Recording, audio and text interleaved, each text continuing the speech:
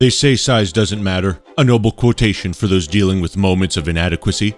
But when you're a content creator covering perhaps the biggest update a game has gotten in years, size definitely matters. And sometimes you can have too much good stuff. I can make an entire video alone on 939's new model, the fact that he could steal people's voice clips to play them like a little voice-stealing hobgoblin.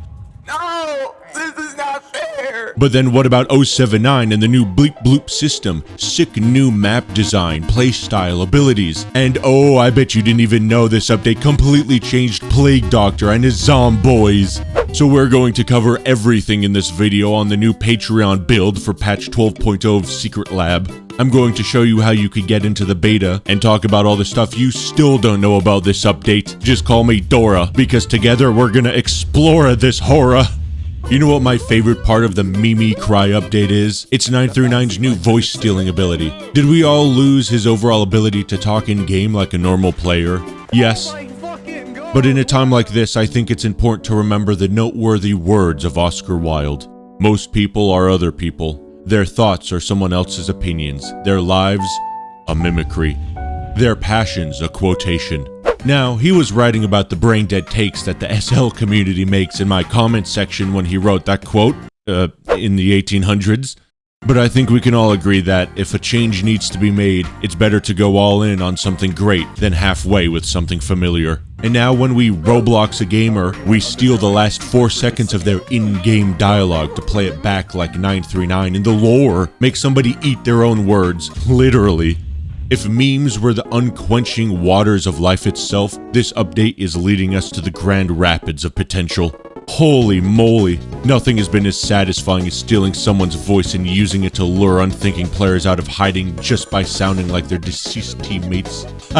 Look at that silly Willy. His heedless actions led him down a road of doom and despair, and if it were not for the fact that I'm clearly lagging and thus missing every single one of my attacks, he would be joining his teammates in spectator chat to collectively mourn their good senses. But by far the thing I hate most about the Mimicry update is 939's new vision, or lack thereof. Look, I understand that 939 is blind, but that doesn't mean I have to be. Good lord, even on the brightest settings, everything is like 0.50 shades of gray in here. I'm not asking for a lot, but just give me a little bit more pizzazz or something in here. But that's a small complaint. The new lunge ability is a surprising feature to be sure, but a welcome one, and the new moveset overall feels like playing professional MMA against a group of elementary school kids. That is to say, you feel like a god plowing through these defenseless little tykes until they inevitably whip out a blicky and shoot you in the face with it. So just like in real life, always make sure you're grouped up before fighting children, especially if they're armed. But speaking of the normals, what are the human classes up to? Well, Northwood decided to give everyone definitively more ass than before. And there's no easy way to say this, everyone is just more caked up than previous. In the current build, something is seriously wonky about the movement animations, and it leads to some pretty juicy results. Do I think Northwood should perhaps fix them so that the game can be taken a bit more seriously? Maybe. But do I also think I should stop making the most cursed thumbnails for my Roblox videos so YouTube can get off my back about it? Also maybe. But sometimes we have to break the rules in this crazy little thing called life. And on the topic of breaking things, by far the biggest medical mishap of the Mimicry update was what they did to my boy. Now, Plague Doctor has to run up to people, tickle their pickle, and unless I could come back for a second slap, I have to literally wait for them to actually die of a cardiac arrest. Although he does have some admittedly cool new features, he can give his zombonis a Hume shield by pressing his Dad GPS button, which also tells them where he is, and he could use his special eyes to see where his victims are through walls.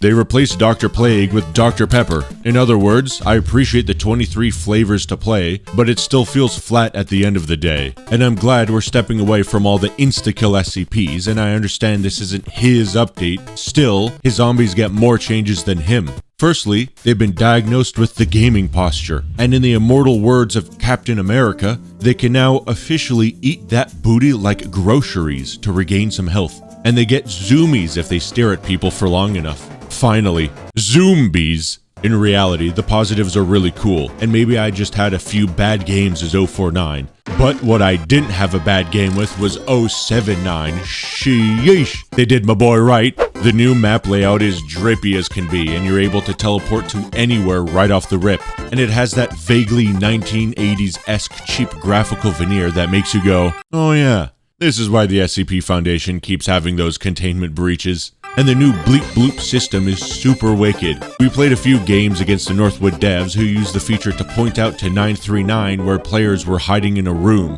which was so diabolical to witness everyone in spectator chat was at a loss for words. And these are people that talk for a living. All of us content creators kept getting dumpstered by the devs during our hands-on demo for the beta. Also a side note, 079's camera in 914 has been changed a bit from yeah to yeah.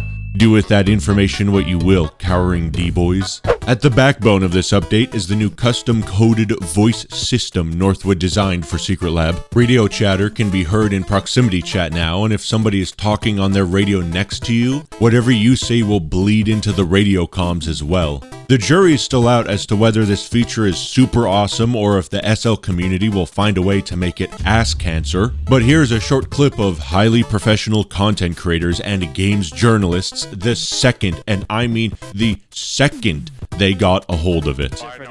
Oh, hey, let's go radio boys, let's go. This is awful. Okay. Oh my god.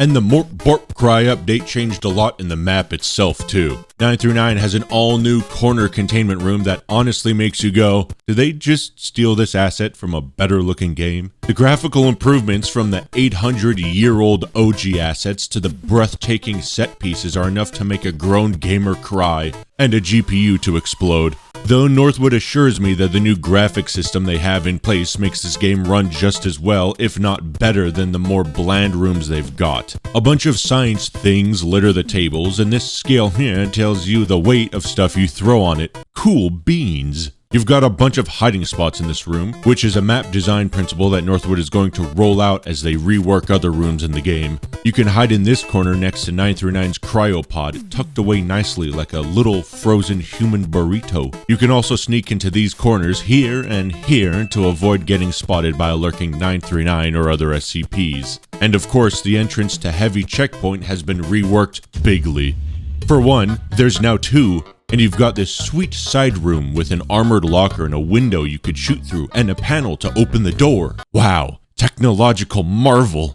The micro room also had its hallway girthed up a bit and you could stand closer to this wall, which was something I thought deserved to be mentioned while writing the script apparently. I think I just wanted a way to say girthed up in a video. Anyway, some other notable mentions for this update that I won't be covering in a later video because literally nobody cares. The admin panel has a nice visual overhaul to it.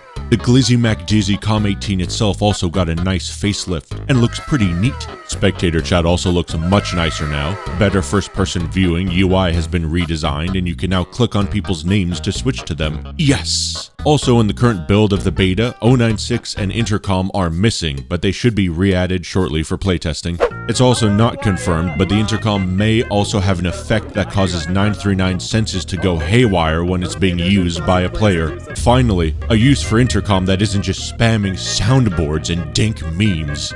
There are some other really big parts of this update that people subscribed to the Secret Lab Patreon probably already know about that I can't talk about yet. But with all that and every other detail I couldn't cover in this gargantuan epic already, that's all stuff for another video, which should be coming out sooner than you expect, and they're sure to be videos that make you go, oh yeah, I should definitely like, comment, and subscribe. So make sure you do your civic duty, share with all your friends, tweet about it, vlog, Facebook post, dig it, and so on. Until next time, watch this video. Yeah, I love you.